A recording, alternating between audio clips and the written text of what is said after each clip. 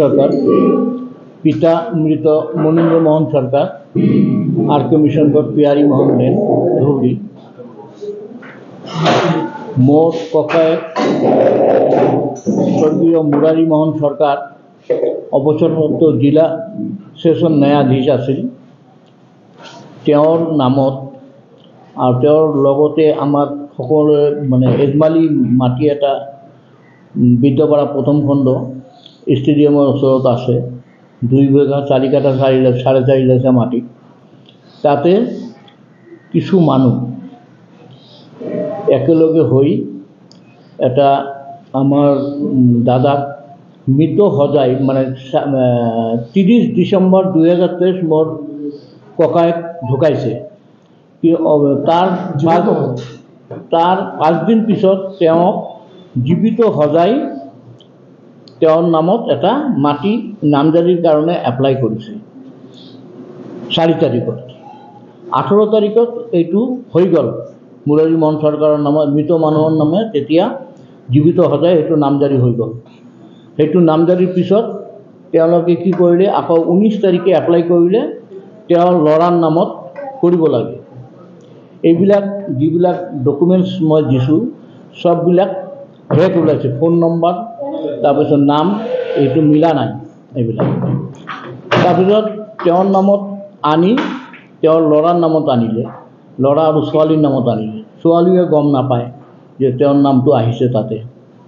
তাৰপিছতে কি কৰিলে, পিছতে তেওঁ আকৌ নেক্সট কি কৰিলে, তেওঁৰ নামত আলাদা পাট্টা কৰিলে।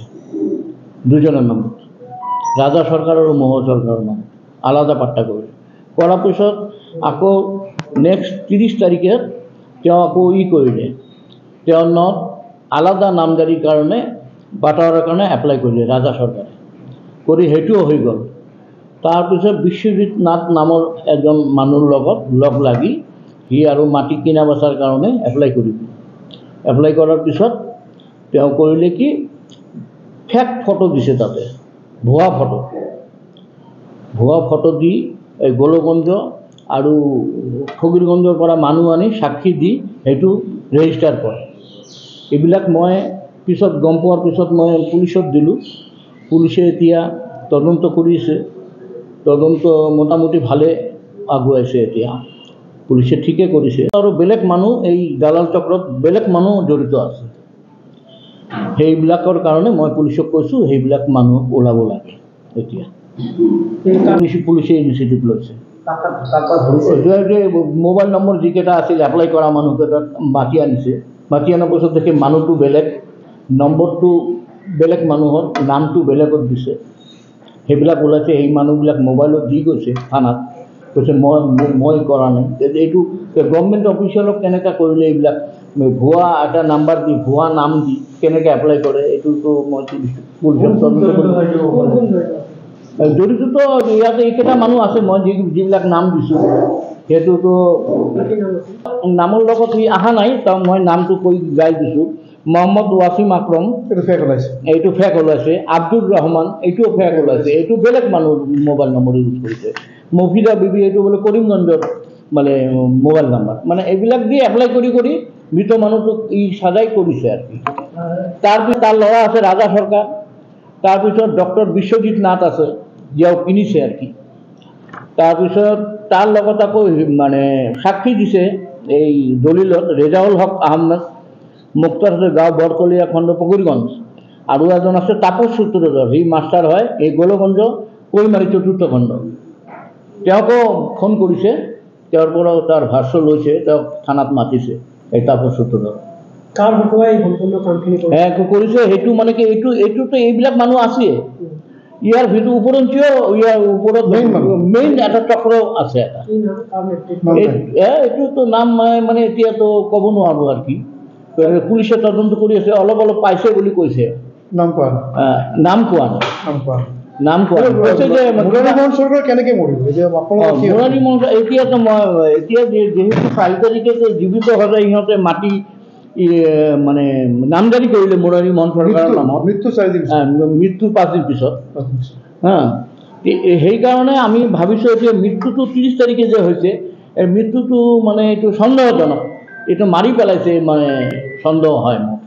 তাকে ডিষ্ট্ৰিক্ট জাজ আছে, তেওঁলোকে জিলা ছেছনৰ ন্যায়াধীশ আছে।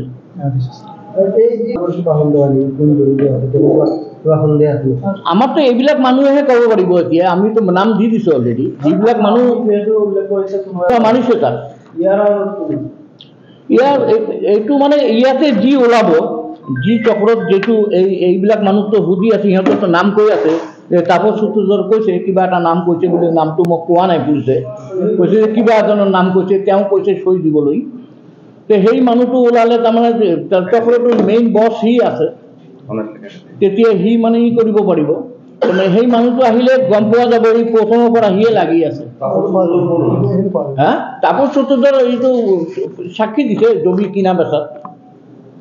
তাপস চুতুজৰ ভুৱা মানুহবিলাকৰ নাম আছে মানে কি, এই যে মফিদা বিবি এতিয়া দিছে, এপ্লাই কৰিছে, কিন্তু মফিদা বিবিটো ওলোৱা নাই, কৰিমগঞ্জৰ ফোন নম্বৰ ওলাইছে। ৱাছিম আকৰমটো বেলেগ মানুহ, এইটো দক্ষিণ পাৰৰে মানুহ। সি মোবাইল দি গৈছে যে মই ধুবুৰী চাৰ্কেলৰ মানুহ, মানে মণ্ডল জড়িত আছে।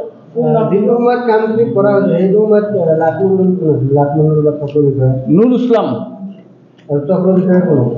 চক্ৰ পিছিয়া আছিল ই, ইয়াৰ নাম কি আপোনাৰ বৰ্মন ছাৰ। তেখেতসকলে কিবা ইনিচিয়েটিভ লৈছিল নেকি? তেখেতসকলে ইনিচিয়েটিভ লৈছে। আমি যেতিয়া তাত কৈছোঁ যে এনে ঘটনা কৰি আছে, তেওঁ এটা সিহঁতৰ নাম তাতে কাটি দিছে। নাম কাটি দি মানে বিশ্বনাথৰ নাম কাটিছে। কাৰ নাম কাটিছে? এই যে বিশ্বজিৎ নাথ আৰু ৰাজা চৰকাৰৰ নাম যিবিলাক হৈছিল সেইবিলাক কাটি দিছে, কিন্তু তাৰ দলিলটোতো আছে। সি দলিলটো লৈ ঘূৰি ফুৰি আছে যে লেণ্ড ৰেভিনিউত গৈছে সি, তাৰ মাটিটো লাগে বুলি। এইবিলাক কাটিছে ইয়াতে, কিন্তু তেওঁ লেণ্ড ৰেভিনিউত আকৌ এপ্লাই কৰিছে। নাই, কোনো এনঅ'চি লোৱা নাই, নজনাকৈ কৰিছে। মইতো নাজানো তাত যে চিষ্টাৰৰ নামটো সোমাইছে, তেওঁৰ চিষ্টাৰৰ নাম তেওঁতো একো নাজানে। তেওঁৰ নামটো ফেক কৰি সোমাইছে, নহ'লেতো আকৌ সি অকলেতো ল'ব নোৱাৰে। তেতিয়াতো মৃত্যু চাৰ্টিফিকেটটো সি পিছত দিছে। আগত 4 তাৰিখত যে এপ্লাই কৰিলে তেতিয়া মৃত্যু চাৰ্টিফিকেট দিয়া নাই। 4 তাৰিখৰ ভিতৰত যেতিয়া তাৰ নাম আহিব লাগে তেতিয়াহে মৃত্যু চাৰ্টিফিকেটটো দিছে। নেক্সট অফ কিন কিবা দিছে নেকি? নেক্সট অফ কিন একো দিয়া নাই, তাৰপৰা কিবা এটা মানে এফিডেভিট এটা দিছে। এফিডেভিটৰ তেখেতৰ জিঅ'বিটো চিগনেচাৰ নাই, চিগনেচাৰ নাই। তেখেতৰ জিঅ'বিটো চিগনেচাৰ আৰু মাটি ফেক ফটো দিছোঁ মই, ফটো আছে ইয়াত। তেওঁলোকে পাৰ্মিশ্যন দিছে, সেইটো ফটোতে দিছে। ধৰিব নোৱাৰিলে নেকি?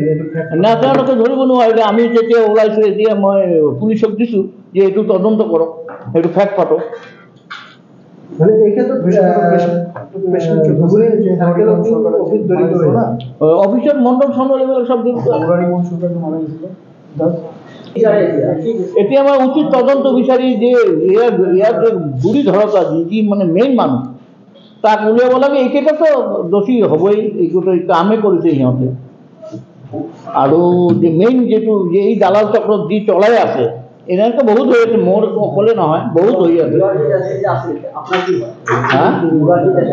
মুৰাৰী মোহন চৰকাৰ মোৰ ডাঙৰ ককাই, তেওঁ ঢুকাই। ল'ৰা ছোৱালী, তেওঁ ল'ৰা আছে জড়িত। অংশীদাৰ।